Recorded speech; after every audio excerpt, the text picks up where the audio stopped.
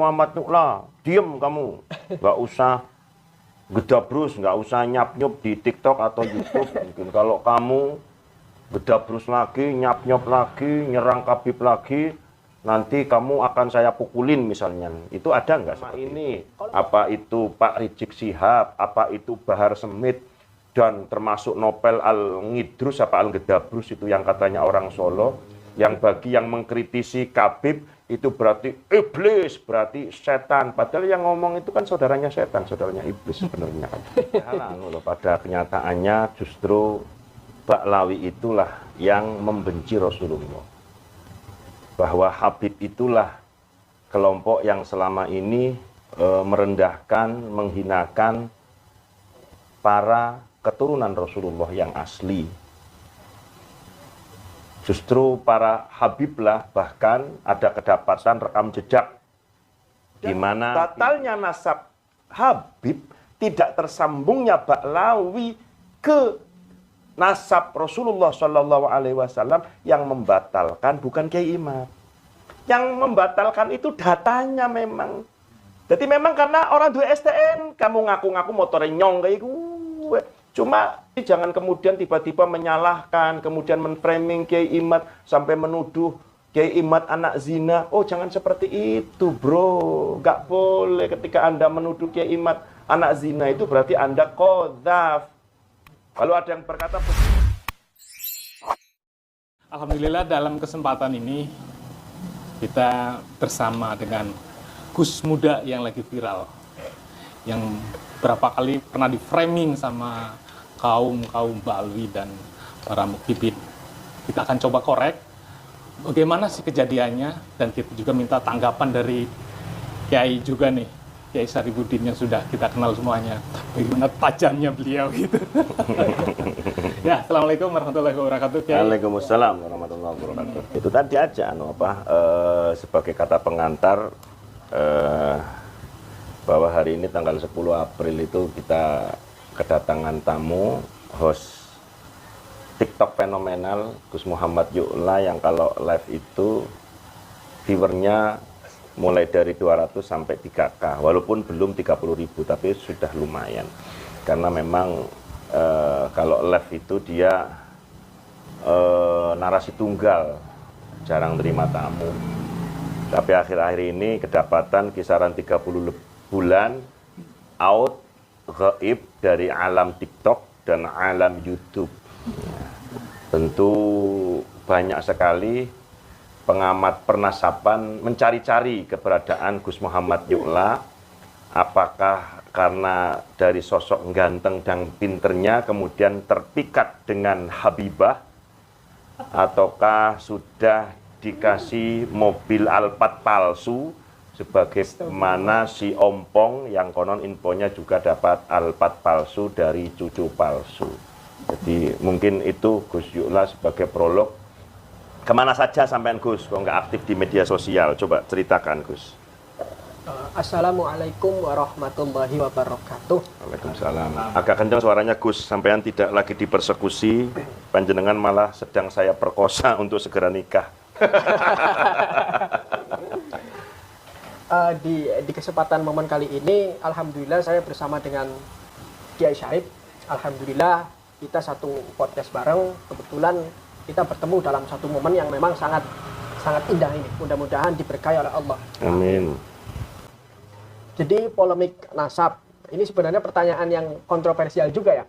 Karena saya nggak menyangka Kiai Syarif akan bertanya seperti ini di dalam podcast. Karena sebelum podcast saya tanya ke beliau, Kiai pertanyaannya apa saja, nanti aja sambil ngalir ya. Jadi saya belum siap-siap. Jadi ini jawaban yang tidak ada persiapan sama sekali. Jadi mohon maaf barangkali ada sedikit kekeliruan dari bahasa-bahasa saya yang menyinggung jenengan-jenengan semua. Jadi masalah saya hengkang dari dunia TikTok, dari dunia YouTube, muka saya nggak ditampilkan lagi, nah, begitu ya, selama lebih dari 3 bulan. Ada banyak pertimbangan dan juga banyak hal, ya Pak Ustadz. Kiai, Mas Bro, ada banyak pertimbangan. Salah satunya pertimbangan yang saya pikirkan adalah muka saya itu ditandain. Ada beberapa orang yang memang saya nggak sebut namanya, jadi tolong jangan pikiran kemana-mana. Ada 1-2 orang, nggak banyak, yang mengancam ingin menyebar wajah saya ada. Ada yang memframing keluarga saya dengan macam-macam ada. Tapi itu hanya oknum-oknum dari kalangan mereka, nggak lebih dari 10 orang kok.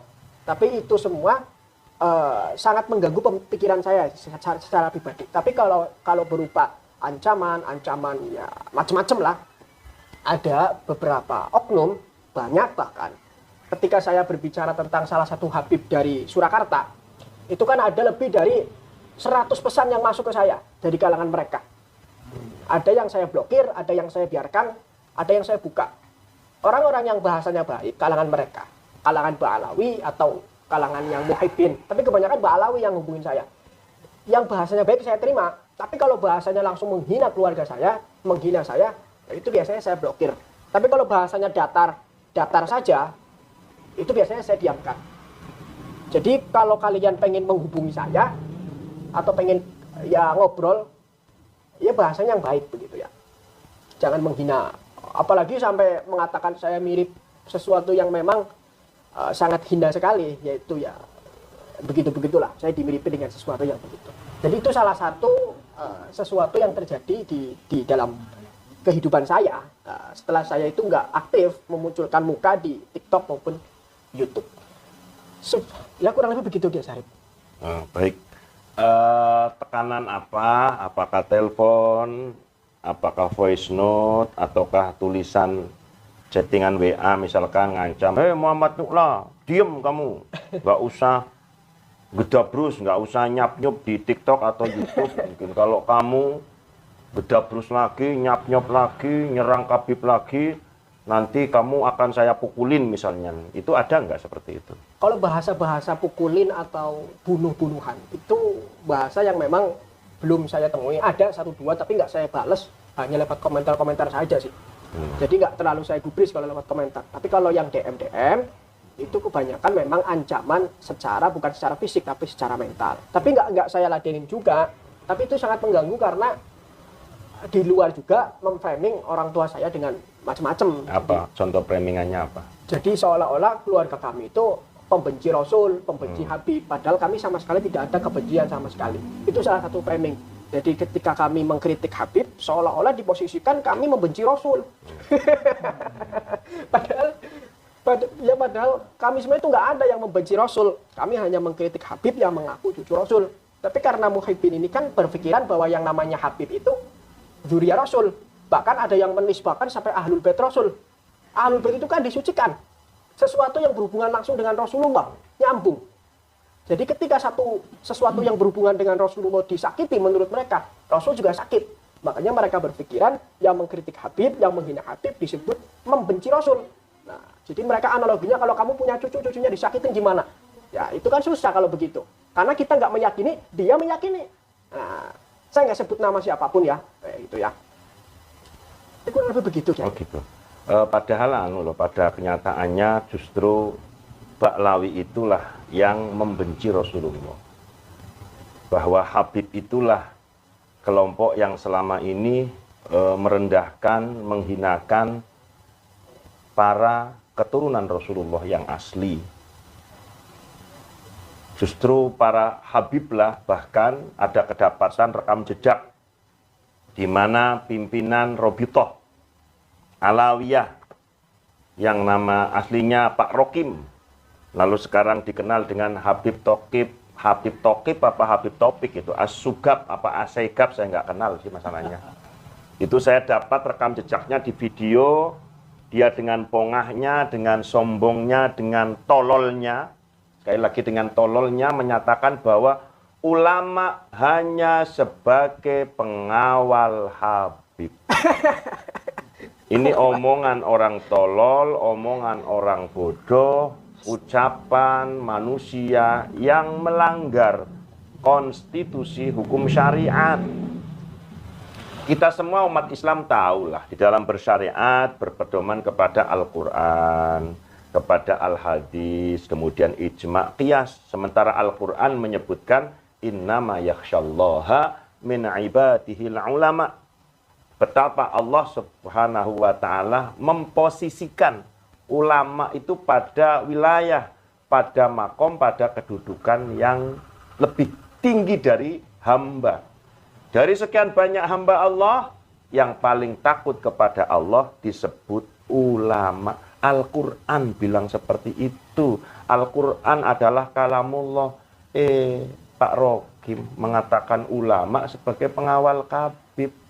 Lalu kebodohan yang kedua, Pak Rokim itu malah berani mengatakan bahwa yang namanya hukum makruh adalah ketika dilakukan mendapatkan dosa dan ketika ditinggalkan berpahala. Ini bodoh, kok nggak kurang-kurang, heran saya. Astaghfirullahaladzim, Masya Allah. Lalu selanjutnya gini ya, berdasarkan data ya, kembali kepada hal yang urgent, di mana Kiai Haji Imaduddin Usman Al-Bantani, kelahiran 1976, itu hanya menyampaikan informasi, menyampaikan data dari sumber kitab-kitab yang valid, dari kitab As-Sabat wal Muson, dari kitab Asy-Syajaratul Mubarakah, dan kitab-kitab abad 4, 5, 6, 7, 8, di mana di kitab-kitab yang tua, kitab-kitab yang sezaman dan yang mendekati zaman, tidak disebutkan nama Ubaid sebagai anak Sayyid Ahmad bin Isa. Artinya logika kita berjalan. Ibarat orang misalkan selama ini, apa itu Pak Rizik Syihab, apa itu Bahar Smith, dan termasuk Nopel Al-Ngidrus, apa Al-Gedabrus itu yang katanya orang Solo, yang bagi yang mengkritisi Kabib, itu berarti iblis, berarti setan. Padahal yang ngomong itu kan saudaranya setan, saudaranya iblis sebenarnya kan. Artinya betapa mereka itu merasa menyanjung dirinya, melebihkan dirinya, cenderung menghinakan di luar kelompoknya. Dan bahkan mengaku di dalam tubuh kami mengalir darah Rasulullah. Kami nasabnya nyambung kepada Rasulullah. Ketika bilang kami, kullu mudda'in mumtahan. Setiap orang yang mengaku atas sesuatu mesti diuji. Misalkan Gus Yukla datang ke sini pakai motor bagus, apa itu NMAX, harga 30 juta. Aku nanya, Gus, motor siapa? Sampai jawab, motor saya. Saya berhak dong. Coba tunjukkan STNK-nya. Berhak. Saya kan hanya nanya STNK-nya mana, Gus Yukla. Kiai Imad juga begitu. Kalau lo, Habib Rizik, lo Bahar, lo Taufik, lo Nopel, lo Umar bin Habib, lo mengaku punya nasab, mana datanya? Itu saja. Dan itu Kiai Imad mengambil daripada rujukan ulama-ulama terdahulu. Jangan kemudian malah difitnah Kiai Imad menyalahi Kiai Hasyim Asy'ari, Kiai Imad menyalahi Mbah Nawawi, Kiai Imad menyalahi daripada Mbah Khalil. Jangan seperti itu, toh faktanya Mbah Hasyim Asy'ari, Mbah Nawawi, Mbah Khalil tidak ada satupun rekam jejak para beliau ulama Nusantara mengisbat nasab Habib nyambung ke Rasulullah. Nggak ada. Sekali lagi nggak ada. Dan batalnya nasab Habib tidak tersambungnya Ba'lawi ke nasab Rasulullah Shallallahu Alaihi Wasallam yang membatalkan bukan Kiai Imad. Yang membatalkan itu datanya memang. Jadi memang karena orang dua STN, kamu ngaku-ngaku motornya nyong kayak gue.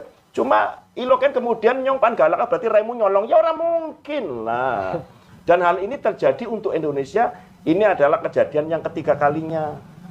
Pertama itu di zaman 1910 sampai dengan 1930. Yang dilakukan oleh pimpinan Al-Irsyad yang namanya Haji Surkati.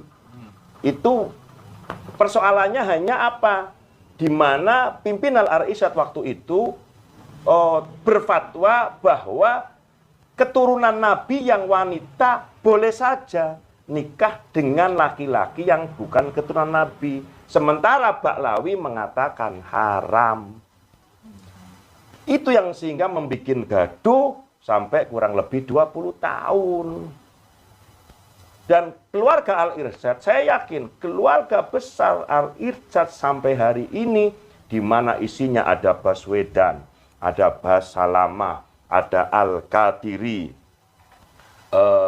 dan lain sebagainya. Mereka sudah paham kok bahwa Ba'lawi itu memang nggak punya data valid ketersambungan nasab ke Rasulullah Muhammad SAW. Saya punya banyak kok teman-teman masyayikh atau wong-wong Arab Tegal. Wong Tegal kan per Al-Irsyad. Di antara pusat Al-Irsyad nang Indonesia, di antara lain Al-Irsyad tua nang Tegal. Lah nek wis cilik wis diguyoni dening para Al-Irsyad sing asli ala royal ngaku putrine Nabi Muhammad. Ngising ora cewek paribasane kaya kowe. Tegal nang lambene kan bocor halus, kadang-kadang ya bocor kasar. Tapi wis biar blowak cangkeme wong Tegal kuwi blowak wis apal langgere bicara Al-Irsyad. Habib kuwi nang mata lah selak apa-apane. Itu kejadian pertama oleh tokoh Al-Irsyad. Yang kedua, tahun 1932 di mana the founding father Nahdlatul Ulama Kiai Hasyim Asy'ari, Hadratus Syekh Hasyim Asy'ari bersama 25 ulama besar. Disebut di situ nama-namanya diantaranya Mbah Kiai Haji Dimyati Termas. Oh, nggih. Itu bikin Basul Masail atas permintaan Belanda di mana Ba'lawi waktu itu konon meminta disebut bahwa Habib itu keturunan Nabi. Lalu 25 ulama itu termasuk Mbah Hasyim itu Basul Masail kemudian menginformasikan bahwa untuk keturunan Nabi Muhammad SAW dari jalur Fatimah, yakni putranya Hasan Husain disebut hanya dengan 2 nama. Sayyid untuk yang Al-Hasan bagi nama laki-laki, Sayyidah bagi wanita yang nyambung ke Imam Hasan.